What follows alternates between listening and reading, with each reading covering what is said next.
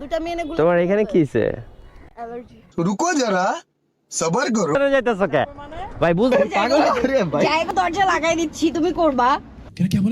এই ছেলেটা হইতাছে বাংলাদেশের একমাত্র বাইকার যার বাইক প্রতিদিনই রাস্তাঘাটে অ্যাক্সিডেন্ট করে। আর এগুলো যারা সত্যি সত্যি বিশ্বাস করে তাদেরকে বলতে চাইবে আপনারা অতি দ্রুতই জান্নাতে যেতে পারবেন, কারণ আপনাদের মতো সহজ সরল মানুষ এই বাংলাদেশে আর কেউ নাই। আরে ভাই, এই পোলায় যে সকল ভিডিওগুলো করে, যে সকল মেয়েদেরকে নিয়ে, এইগুলো হইতাছে ভাড়ায় চলিত মেয়ে। হ্যাঁ, এদেরকে টাকা খাইয়ে নিয়ে আসে এরকম স্ক্রিপ্টেড ভিডিও করার জন্য, কারণ এগুলা সব হইতাছে পল্লীর মেয়ে। বুঝেনি তো, পল্লী পুরোটা বললাম না, বুঝালো এর।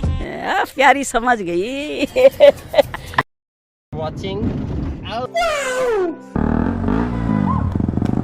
Shit man.